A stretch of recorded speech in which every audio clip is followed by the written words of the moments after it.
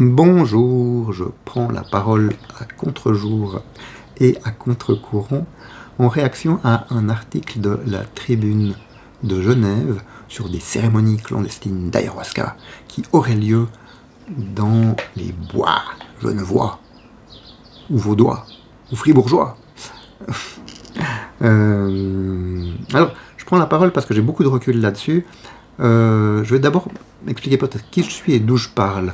Je me suis cassé la colonne à 18 ans, on m'a dit que je passerais ma vie en chaise roulante. Et ce qu'il faut savoir, c'est que dans le cas des lésions médulaires, le problème, pas principal, mais un des gros problèmes, c'est pas la motricité, c'est pas les muscles qui bougent moins. Un des gros problèmes, c'est ce qu'on appelle le système nerveux autonome ou neurovégétatif, qui est basiquement tout ce que vous faites, tout ce que votre système nerveux fait dont vous n'avez pas à vous préoccuper. Quand vous vous levez, le système nerveux, il adapte le rythme cardiaque, la quantité de cortisol, la pression sanguine pour que vous vous évanouissiez pas, pour que vous brûliez du sucre. Tout ça, c'est automatique. Pas chez le lésé médulaire. Chez le lésé médulaire, les informations entre le corps et le cerveau sont abîmées et cette transmission-là se fait très mal. Moi, j'ai exploré les médecines autres parce que ce qu'il faut aussi savoir, c'est que les problèmes de système nerveux végétatif, c'est un trou noir pour la médecine. C'est pas seulement les lésions médulaires, c'est à peu près une plainte sur 5. 20% des plaintes médicales sont liées à un problème de neurovégétatif. Mais bon, j'y reviendrai, je suis là pour répondre à la Tribune de Genève sur l'ayahuasca. L'ayahuasca a été un des outils principaux qui m'a aidé à récupérer mon neurovégétatif. J'ai personnellement refusé des opérations qui auraient coûté à la société, aux contribuables, c'est-à-dire aux assurés qui payent leurs assurances maladie, 500 000 d'opérations et de matériel de maintenance. Ce qu'on voulait me faire, c'était une sphinctérotomie, c'est-à-dire enlever les sphincters parce qu'on disait que mon résidus vésicaux font des troubles du neurovégétatif. Ça veut dire du matériel stérile, de sondage 5 fois par jour, c'est 200 000 balles sur 20 ans. J'ai refusé une pompe à baclofène, ça c'est une opération à 150 000 balles. J'ai refusé un chips, une puce entre les vertèbres qui envoyait des impulsions électriques, pour étudier des solutions low-tech, moins invasives, et qui de mon point de vue marchent bien. Alors, entre parenthèses, et je reviens à l'ayahuasca, si moi j'ai économisé pour 500 000 balles à mes co-assurés de frais médicaux, et qu'il y a une plainte sur 5 qui concerne ce genre de problème, je vous laisse extrapoler. Avant de me mettre en tôle pour avoir consommé de l'ayahuasca, je vous laisse faire les calculs. Si je prends la parole aujourd'hui, c'est parce que je viens de publier ceci. Un livre qui traite notamment des solutions, c'est en vente chez Amazon, je vous mettrai le lien en bas, qui traite notamment des solutions en microdosage de produits psychédéliques. Il n'y a pas que l'ayahuasca, il y a beaucoup de psychédéliques à haute dose qui peuvent être utilisés en microdosage pour réguler le neurovégétatif, pour apaiser l'anxiété, pour le développement personnel, même si du point de vue de la justice, c'est peut-être moins une excuse, mais ça pose question. Ça pose question d'autant plus que c'est ce que défend ce bouquin, c'est ce que vient interroger ce bouquin, les prescriptions de produits psychopharmacologiques légaux qu'on trouve en pharmacie, donc toute la famille Valium, c'est-à-dire benzodiazépine, toute la famille inhibiteurs de recapture de la sérotonine, le Prozac, la Ritaline et les autres. On est à... J'ose pas dire le chiffre parce qu'il paraît tellement absurde, mais on est à quasiment un tiers de la population. On va dire un quart. On est à en gros 15% de la population qui consomme des benzodiazépines tout le temps, alors que c'était censé être une molécule d'usage bref. On a un petit peu moins pour les inhibiteurs de recapture de la sérotonine, la famille Prozac. Et cette consommation a doublé en 15 ans. C'est pas censé être le rôle du pharmacien. Ça pose de sérieuses questions. C'est pas quelque chose qui soigne. C'est quelque chose qui aide les gens à se maintenir dans un mode de vie pathogène. Dans un mode de vie qu'ils ont de la peine à poursuivre, voire dans un mode de vie iatrogène, c'est-à-dire dans un mode de vie où le médicament induit un mauvais mode de vie et le mauvais mode de vie induit plus de médicaments et on part dans un cercle vicieux comme ça. Jusqu'à la mort. C'est quelque chose qui raccourcit la vie très clairement, régulièrement, de beaucoup de monde. Que dit l'article de la Tribune? Alors l'article de la Tribune parle du fait qu'on se dirige vers une légalisation pour la plupart du temps des molécules synthétiques. Effectivement, l'ayahuasca tel qu'il est pratiqué traditionnellement, il est pas standardisé. On pourrait le standardiser. C'est d'ailleurs ce que réclamait le département fédéral de la santé à l'époque où je leur proposais de le mettre en pharmacie pour des cas graves. On pourrait le standardiser. Ça n'est absolument pas fait et c'est aux usagers expérimentés de savoir le faire. C'est pas compliqué à standardiser, c'est juste un effort de volonté, un petit effort technique. Au Brésil, qui contient quand même, je n'ai pas les chiffres exacts, mais un bon demi-milliard d'habitants, ce n'est pas rien, ce produit est légal. Il est non seulement légal, mais il y a une des églises qui utilise l'ayahuasca, ça se fait dans les églises au Brésil, qui est très fréquentée par des politiciens. Ils ont une organisation incroyable pour produire ces plantes-là en immense quantité, à savoir que les églises s'organisent pour acheter des terrains, les adeptes vont planter durant leurs loisirs. C'est très très bien organisé, c'est très respecté. Ça a donné lieu à des essais cliniques, j'ai envie de dire pas aussi solides, je le reconnais, que des essais cliniques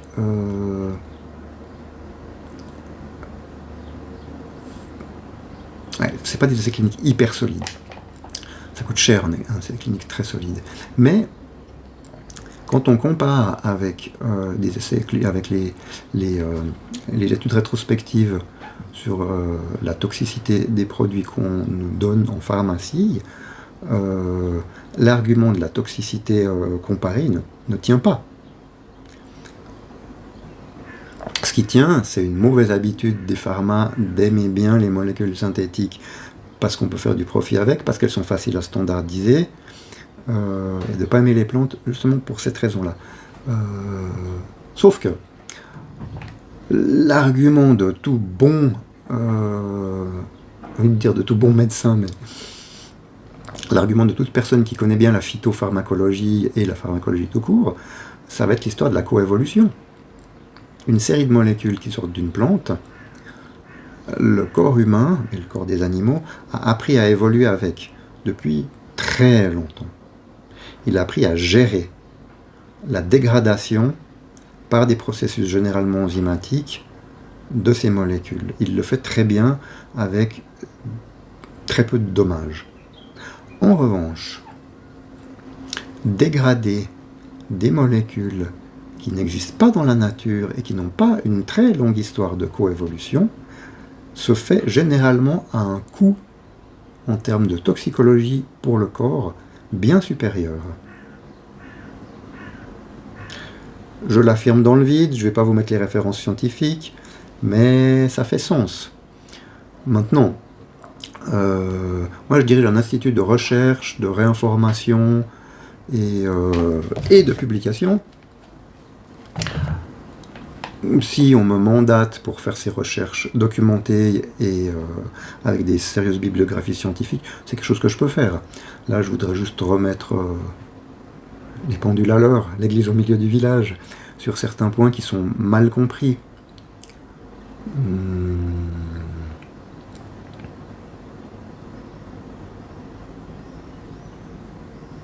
Donc tout à l'heure je disais que, il me semble que je l'ai déjà dit, que oui, pour Swissmedic, le fait que l'ayahuasca soit interdit, c'est... Ils ont une réponse qui est que mon avocat interprète comme faisant partie d'une zone juridique peu claire, mais on peut tout à fait argumenter que ça n'est pas interdit. Mais même, il y a quelque chose qui en Suisse m'émerveille, c'est le nombre de choses qui sont théoriquement illégales, mais pratiquement, tant qu'il n'y a pas de plainte, tant qu'il n'y a pas de problème, personne va venir vous reprocher quoi que ce soit. Or, je peux supposer que dans le cas de l'ayahuasca, on est dans une situation comme ça. Il n'y a pas eu de troubles à l'ordre public liés à l'ayahuasca. Au contraire, j'ai envie de dire, ça a probablement évité de la psychiatrisation et des frais médicaux en quantité. Les miens déjà, un demi-million juste pour moi. Je ne vais pas extrapoler, mais avant de pourchasser les gens qui, cachés dans les bois genevois, font des cérémonies d'ayahuasca, posez-vous la question de combien ça va coûter en plus aux assurés en termes de personnes qui vont devoir recourir à des produits psychopharmacologiques, avoir des problèmes de santé. Je sais donner beaucoup de fois à l'ayahuasca, et c'est un point de vue qui peut paraître étonnant. Moi, ce que j'ai vu au Pérou, au Brésil, en Équateur, c'est quand même que c'est un produit qui est extrêmement respecté pour sa capacité à restaurer la santé de façon durable. C'est-à-dire que c'est pas forcément quelque chose qu'on prend tout le temps. C'est quelque chose qu'on peut prendre ponctuellement pendant une série de temps qui va de une fois à plusieurs années, en passant par quelques mois. Ou les rites sont très personnels. Mais si je dis que ça a créé beaucoup de guérisons, c'est que je l'ai vu autour de moi. J'ai vu des gens avoir des guérisons pas forcément immédiatement physiques, mais déjà des guérisons sociales et socio-professionnelles. J'ai vu des gens, et c'est peut-être ça qui inquiète aussi, c'est que j'ai vu des gens abandonner des carrières dans des multinationales pour se lancer dans des ONG de sauvetage de la forêt amazonienne, qui leur a apporté plus d'épanouissement et donc plus de santé. C'est ce que je disais tout à l'heure sur les produits psychopharmacologiques qui vous maintiennent dans des situations de vie peu désirables. Je sais que je suis sur des sujets délicats, que ce point de vue, je l'assume moi, mais j'ai mon parcours de vie pour en témoigner. Je suis sorti 3 fois de chaise roulante. J'ai appris à marcher 4 fois dans ma vie. Une fois quand j'étais petit comme tout le monde, mais je suis sorti 3 fois de chaise roulante, dont 2 fois où c'était évident et clair pour personne que j'allais sortir et me lever. Victoire, comme disait Churchill. Victoire, comme disait Churchill. Je sors de 1 année et demie en chaise roulante pendant le confinement. Comment est-ce que j'en suis sorti? Envers et contre toute espérance. Eh bien, c'est pas en utilisant les techniques de la médecine occidentale. La médecine occidentale est incroyable pour les moments aigus. Moi, je connais pas d'autres civilisations capables de faire une prothèse de hanche et une ténotomie du psoas. Mais pour le long terme, le rétablissement, la reconstruction du corps, on n'est pas les meilleurs. On n'est pas les meilleurs en médecine occidentale, et ça, il va falloir l'accepter. Je publie 2 livres en ce moment. Celui-là, il est sur papier. Le deuxième, je ne peux pas encore vous le montrer sur papier. Je vous l'afficherai au montage de la vidéo. Il s'appelle Neurovégétatif, l'angle mort de la médecine et comment s'en sortir soi-même. C'est un livre que j'ai écrit en pensant d'abord écrire sur mon trajet, personnel. Et puis finalement, j'ai fait les liens et j'ai réalisé que toutes les personnes qui avaient reçu un coup sur le système nerveux, que ce soit un coup physique, un AVC, une lésion médulaire, ou que ce soit un coup psychique, virtuel, émotionnel, une dépression, un burn-out, un stress post-traumatique, un viol, une opération chirurgicale très stressante, tous ces gens-là, enfin tous, une bonne partie de ces gens-là, viennent nourrir ce fameux 20% de plaintes que la médecine occidentale sait très mal gérer, les problèmes du système nerveux autonome. Et ça laisse quand même non seulement le champ libre à d'autres médecines pour émerger, mais la médecine occidentale devrait avoir l'humilité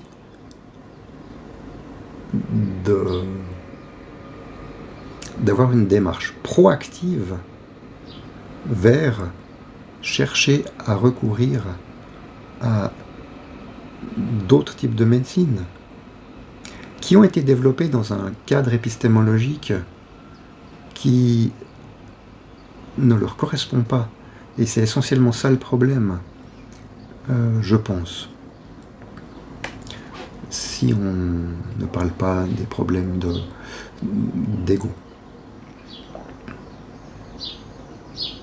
Voilà, ça fait déjà beaucoup d'informations pour vous comme pour moi, donc je vais m'arrêter là.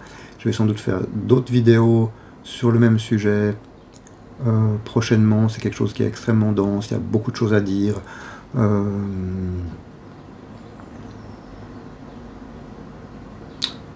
Je vous laisse méditer, je vous laisse vous renseigner, je vous laisse visiter mon site www.alturlab.org. Les références sont en description de la vidéo, naturellement. J'ai publié des lettres ouvertes que j'ai envoyées à la Tribune de Genève et au reste de la presse sur ce sujet.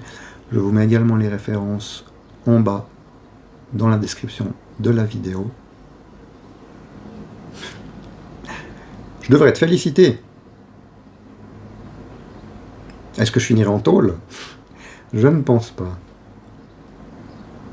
Mais je me découvre. Moi, les médecins qui m'ont aidé lors de mes démarches pour officialiser ce produit m'ont dit,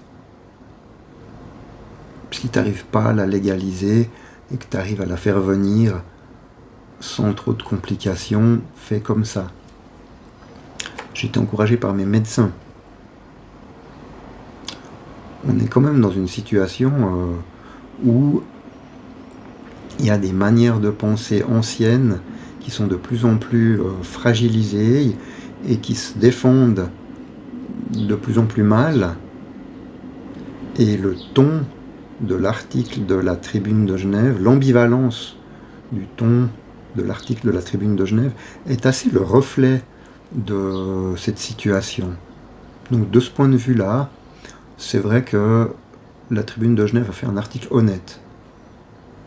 Néanmoins, moi, il y a juste cette histoire de coévolution entre les produits phyto et les molécules synthétiques, comme le LSD. Effectivement, on va vers une reconnaissance du LSD. Moi, j'ai pas de doute que d'ici 15-20 ans, peut-être moins, on aura du LSD dans les maisons de retraite. On sera juste dans le bon timing pour que ceux qui ont pris ça quand ils avaient 20 ans se retrouvent avec du LSD en microdosage dans les maisons de retraite. Tout est parfait. On est dans un moment où il va falloir faire des sauts de représentation du monde pour plusieurs raisons. Hein. Il y a l'intelligence artificielle, il y a les changements climatiques. Les psychédéliques sont justement quelque chose qui peut vous aider à changer d'opinion. Physiquement d'abord, parce que c'est des inducteurs de neuroplasticité, et ensuite parce que moi j'estime que la moitié du travail qu'on fait sous psychédélique, c'est de jeter des vieux programmes. Comme sur vos téléphones, comme sur vos ordinateurs, on a des tas de programmes périmés qu'on doit jeter. Et d'ailleurs, un de mes travaux que je publie partiellement en ce moment, parce qu'il y a encore, c'est encore en état de rédaction et de conception, ça concerne l'arbre des croyances. Mais j'en parlerai plus tard. Je vous mets juste, pour finir cette vidéo, quelques indications là-dessus, pour vous montrer que je passe pas ma vie à boire de l'aérosca. Voilà. Bonne journée. Et je suis à disposition pour plus d'informations. Mon institut de recherche a besoin de fonds. Juste faire le SEO, le travail informatique. Moi, je suis tétraplégique, hein. J'ai bientôt 60 ans. Je suis totalement... Là, je suis en train de redonner 30 ans de connaissances. Vous avez vu à mes arguments qu'il y a quand même de la matière. Je suis dépassé par mon travail. J'ai trop de travail. Donc, un petit geste, si ce que je fais vous sied, est le bienvenu. Le lien est dans la description de la vidéo. Merci beaucoup. Bonne journée.